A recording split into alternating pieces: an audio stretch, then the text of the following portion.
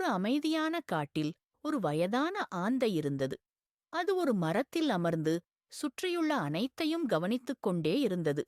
அது ஒரு சிறுவன் முதியவருக்கு எரியூட்டு கட்டைகளை தூக்க உதவி செய்வதை பார்த்தது. ஒரு பேராசைக்கார வியாபாரி தனது வாடிக்கையாளர்களை ஏமாற்றுவதை பார்த்தது. ஒரு விவசாயி ஒரு பசியுடன் இருக்கும் பயணியுடன் தனது உணவை பகிர்ந்து கொண்டதை பார்த்தது. ஆந்தை அவர்கள் பேசுவதை கவனமாக கேட்டது.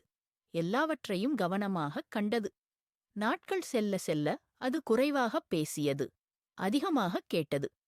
ஒரு நாள் சில விலங்குகள் அதன் அருகில் கூடிவிட்டு, ஆந்தையே, நீ ஏன் குறைவாகப் பேசுகிறாய், ஆனால் நிறைய அறிவு கொண்டிருக்கிறாய் என்று கேட்டன. அதற்கு புத்திசாலி ஆந்தை பதிலளித்தது, அறிவாளியாக இருக்க சொல்வதை விட கேட்பதும் புரிந்து கொள்வதும் முக்கியம். குறைவாகப் பேசுங்கள், அதிகமாகக் கேளுங்கள், கவனமாகக் கண்காணியுங்கள். இதுவே உண்மையான புத்திசாலித்தனம். இதுபோன்ற சுவாரஸ்யமான கதைகளைக் கேட்க உடனே சப்ஸ்கிரைப் செய்து கொள்ளுங்கள்.